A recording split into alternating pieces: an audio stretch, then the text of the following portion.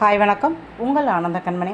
ஆனந்த நாவல் கீதம் சேனலை சப்ஸ்கிரைப் பண்ணுங்கள். கூடவே பெல்லைக்கான ப்ரெஸ் பண்ணுங்கள். லைக் பண்ணுங்கள், கமெண்ட் பண்ணுங்கள், ஷேர் பண்ணுங்கள். வாங்க நாம் இப்போ கதையை போகலாமா? சுபலதாவின் ஆசை மீறும் நேரமே, அத்தியாயம் 21. தப்பு செய்தவர் அவர், ஆனால் மொத்த குடும்பமும் என்னைத்தான் குற்றவாளியாக பார்க்குது. அது என்னமோ உண்மைதான். எல்லா மாமியார் வீட்டிலும் அப்படித்தான். தப்பு அவங்க பிள்ளை செய்தாலும் நம்மளைத்தான் தூற்றுவாங்க. இப்போ நீ என்ன செய்ய போகிறாய் என்று கேட்க, ஏன் உன் வீட்டிலேயே இருந்து விடுவேன்னு பயப்படுறியா என்று அக்கா மாமியார் வீட்டில் காட்ட முடியாத கோபத்தை இங்கே அக்காவிடம் காட்டினாள். சாரிடி, தெரியாமல் கேட்டுட்டேன் என்றாள். ஆனால் உமாபதி சும்மா விடுவானா? நீ என்னை எவ்வளவு இன்சல்ட் பண்ணின, எனக்கு தொழில் செய்ய தெரியலைன்னு. ஆனால் பாரு, பெரிய தொழில் குடும்பத்தின் வாரிசு உன் புருஷன். ஆனால் முட்டாள்தனமாக எத்தனை கோடிகளை இழந்துட்டு இப்போ நடுத்தெருவில் நிற்கிறார். ஏதோ அம்மா அப்பா இருக்கிறதால அவங்க கூட ஒட்டிக்கிட்டாரு. இல்லைனா உன் குடும்பம் நடு ரோட்டில் நிற்கணும் என்று இது தேவமலரை குத்தி காட்டி பேச சரியான நேரம். மற்ற நேரங்களில் பேசினால் கிளி என அவனை கிழித்து தொங்க போட்டு விடுவாள். அதனால்தான் உமாபதி இப்போது பேசினான். உங்கள் அப்பா அம்மா இறந்தப்ப கடையை விற்ற பணத்தை நானும் இப்படித்தான் தொழிலில் நம்பி போட்டேன். நான் எதிர்பார்த்த அளவு போகலை, நஷ்ட கணக்காகிவிட்டது. உன் பங்கு பணத்தை கொடுக்க முடியலை. அதற்காக என்னை எவ்வளவு பேசினாய். இப்போ உன் புருஷன் அத்தனையும் இழந்துட்டு வந்துட்டான். இனி என்ன? அந்த வீட்டு கௌரவத்திற்காக உனக்கும் உன் புருஷனுக்கும் உன் மாமனார் மாமியார் சோறு போடுவாங்க. நீ தான் உன் வாயை அடக்கி அங்கே அவங்க சொல் பேச்சு கேட்டு இருக்கணும். முன்பே அவங்க சொல் பேச்சுப்படி கேட்டு இருந்திருந்தா இதைத்தான் உன்கிட்ட சொன்னாங்க. நீ தான் கேட்கல. சுய சம்பாத்தியம் அது இது என்று நடக்காததையெல்லாம் பேசி சண்டை போட்டு சொத்தை பிரித்து கொண்டு போனவ எல்லா சொத்துக்களையும் உன்கிட்ட பத்திரமா வச்சுக்க கூடாதா? இப்போ பாரு, உன் புருஷன் இஷ்டத்துக்கு பேங்க்கில் அத்தனையும் அடமானம் வைத்து இப்போ உனக்கு தீராத அவமானத்தையும் கொடுத்துட்டான். இப்போ நீ பேக் டு பெவிலியன், திரும்ப எங்கே இருக்க மாட்டேன்னு இப்போ சொல்லி சண்டை போட்டுட்டு போனியோ அங்கேயே உன் மச்சான் மனைவிகளின் தயவால் தான் வாழ வந்துட்டாய். நீ செய்த காரியத்துக்கு பருத்து மூட்டை குடோன்லேயே இருந்திருக்கலாம். உன் புருஷன் பணக்காரன் என்ற பெருமையாவது இருந்திருக்கும் என்று உமாபதி இத்தனை நாள் அவன் மனதில் என்ன இருந்ததோ அத்தனையும் கக்கிவிட்டான். இதற்குத்தான் பெரியவர்கள் சொல்றது பட்ட காலிலே படும் என்பது மாதிரி அங்கே மச்சான் மனைவிகளின் பேச்சோ பார்வையோ தன்னைத்தான் கேலி பேசுகிறார்கள் என்று நினைத்து நொந்து போய் இருந்தவள் இன்று இவனிடம் வந்து மாட்டிக்கொண்டாள். அதுவரை புருஷனை அடக்கும் வழி தெரியாமல் இருந்த ஜீவி ஏதோ வாசலில் சத்தம் கேட்குது, போய் பாருங்க என்று புருஷனை விரட்டினாள். அவளுக்கும் புருஷனுக்கு தங்கை மீது இருக்கும் கோபம் தெரியும். ஆனாலும் என்ன செய்வது? அதன் பிறகு உமாபதியை அதிகம் ஜீவி வீட்டில் தங்க விட்டால் தங்கையை ஏதாவது குத்தி குதறிக்கொண்டே இருப்பான் என்று தெரியும். அங்கே தேவ் தன் அறையை விட்டு வெளியே வரவே இல்லை. அப்பா அண்ணன் சொன்னதை செய்தான். எல்லா சொத்துக்களையும் விற்று கடனை அடைத்துவிட்டு மீதி இருந்த பணத்தை ஃபிக்ஸட் டெபாசிட் போட்டான். பிறகு அவன் அறையை விட்டு வெளியே வரவே இல்லை. அப்பா அண்ணன் யாரும் அவனை எதுவும் சொல்லலை. ஏன்னா தேவ் ரொம்ப வலிக்க அடி வாங்கி விட்டான். இப்போ நாம் ஏதாவது சொன்னால் முழுசாக உடைந்து போவான். இப்போ அவனுக்கு தேவை ஆறுதல் தான் என்று அவனை யாரும் தொல்லை செய்யலை. ஒரு வாரம் அக்காவின் வீட்டில் இருந்த தேவமலர் யோசித்து தீர்மானமான முடிவு எடுத்தாள். ஆனால் அவள் எடுத்த முடிவை குலைக்கும்படி ஒரு சம்பவம் நடந்தது. ஆம், அன்று காலை எழும்போதே ஏனோ ரொம்ப ஆயாசமாக இருந்தது அவளுக்கு. கடந்த 10 நாட்களுக்கு மேலே அவளுக்கு மன கஷ்டம்தான். அதனால் அவள் அதை பெரிதாக எடுத்துக்கலை. ஆனால் அக்கா இன்று ஏதோ கோவில் பூஜைக்காக, தேவி உனக்கு இப்போ பீரியட் வந்தாயிருச்சா, எப்போ டேட்டு என்று கேட்க, அப்போதுதான் தேவமலர் தேதி மாதம் எல்லாம் பார்த்து தலையில் கை வைத்தாள். என்னடி, எனக்கு இந்த மாதம் பீரியட் வரலை. இந்த மாதமே முடிய போகுதே, ஏன்னு தெரியலை. ஏண்டி, ஏதாவது சந்தேகமாக இருக்கா என்று ஜீவி கேட்க, ஆமாக்கா என்றதும், நான் மெடிக்கல் ஷாப் போய் கிட்டு வாங்கிட்டு வரேன் என்று போய் வாங்கி வந்து கொடுக்க தேவமலர் அதிர்ந்து போனாள். 2 கோடுகள் தெளிவாக தெரிந்தது. முதன்முறை விஷ்ணு கர்ப்பமாக இருந்தபோது ஸ்டிக்கு பார்த்த நிமிடம் கணவன் தன்னை தூக்கி சுற்றி கொண்டாடியது ஞாபகம் வந்தது. அன்றைய சந்தோஷத்தில் இப்போ துளி கூட இல்லை. ஆனால் இனிவரும் நாட்கள் எனக்கு கடுமையானவை. சவாலான என் வாழ்க்கையை வாழ இந்த குழந்தை எனக்கு பெரும் தடையாக இருக்கும். பிறந்த குழந்தையை காப்பாற்ற நான் போராடுவேனா?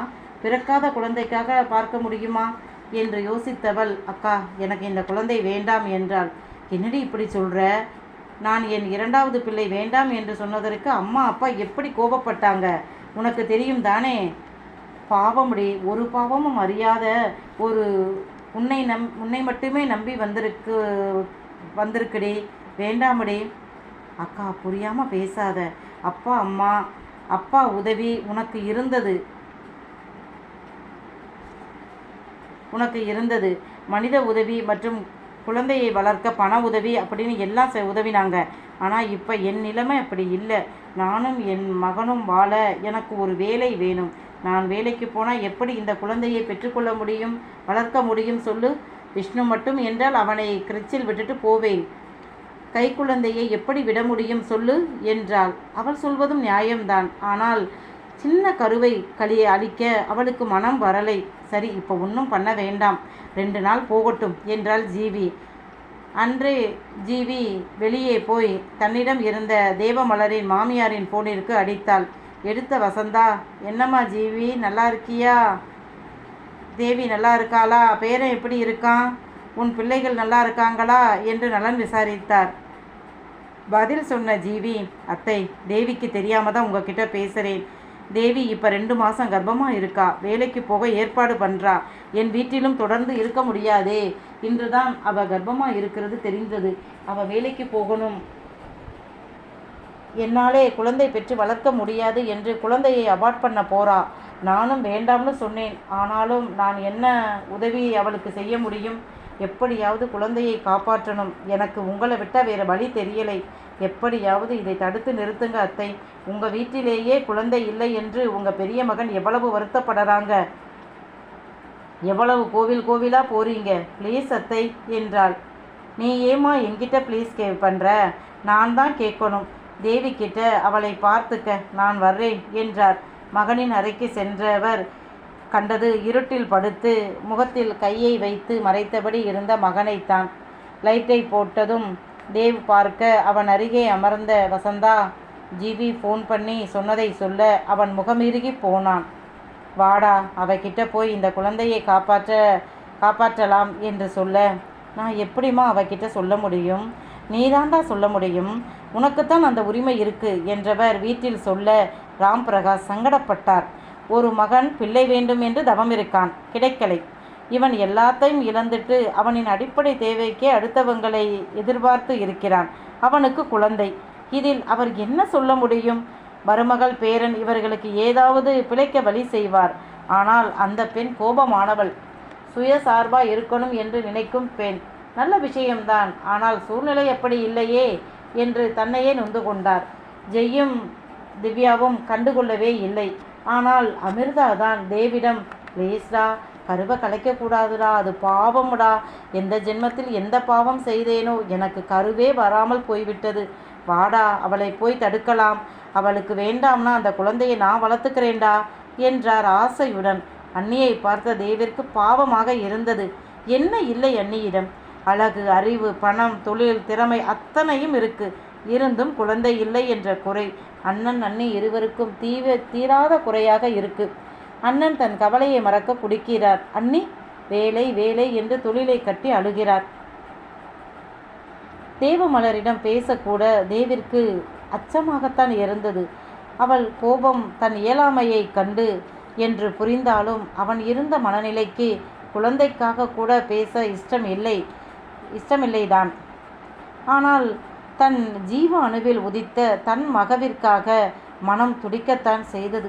மறுநாள் காலை அமிர்தா மாமியாருடன் தேவை இழுத்து கொண்டு ஜீவமலரின் வீட்டிற்கு சென்றாள். அவர்களை பார்த்த நிமிடம் இது ஜீவியின் வேலை என்று தேவிக்கு புரிந்தது. அமைதியாக இருந்தாள். அமிர்தா தேவிடம் பேசுடா என்று சைகை காட்ட அவன் தயங்க, என்னம்மா தேவி, எப்படி இருக்க என்றார் வசந்தா. உங்கள் மகனை கட்டிக்கிட்ட பாவத்துக்கு எப்படி இருக்கணுமோ அப்படி இருக்கேன் என்றாள். ஏமா இப்படி பேசுகிற? வா நம்ம வீட்டுக்கு.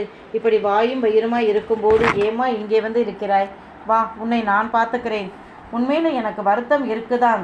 என் மகனின் இந்த நிலைக்கு நீயும் ஒரு காரணம். ஆனால் அதை பற்றி இனி பேச வேண்டாம். நடந்தது நடந்துருச்சு, வா நம்ம வீட்டுக்கு போகலாம். இல்லை அத்தை, உங்கள் கோணத்தில் இருந்து பார்த்தா நான் செய்தது தவறாக தெரியலாம். ஆனால் எனக்கு நான் செய்தது தான் சரி. உங்கள் மகன் என்கிட்ட உண்மையை சொல்லி இருந்தா நான் இந்த அளவு போக விட்டிருக்க மாட்டேன். சரி செய்து இருப்பேன். கண்டிப்பாக மாமா மச்சான்களை உதவி கேட்டு இருப்பேன். ஏன்னா தெரியாததை தெரிந்து கொள்ள உதவி கேட்பது தவறு இல்லை.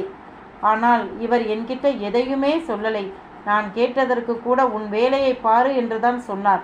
வேண்டாம் அத்தை, இனி நான் அங்கே வரமாட்டேன். சரி, நீ வரவேண்டாம், உன் வீட்டில் போய் இரு. மாதந்தோறும் மாமா உனக்கு செலவுக்கு பணம் தருவாங்க. அத்தை, உங்கள் மகன் கடைசி வரை பெத்த பிள்ளைக்கும் கட்டின பொண்டாட்டிக்கும் எதுவுமே செய்ய மாட்டார், அப்படித்தானே? மலர், வீட்டிற்கு வா, நான் வேலைக்கு போகிறேன். எனக்கு என் குழந்தை வேணும். விஷ்ணு இல்லாமல் என்னால் இருக்க முடியாது என்று தன் மடியில் இருந்த மகனின் தலை கோதி முத்தமிட்டான். யாரு, நீங்களா? வேலைக்கா? உங்களை யாரு வச்சுக்குவா என்று நக்கலாக கேட்டாள்.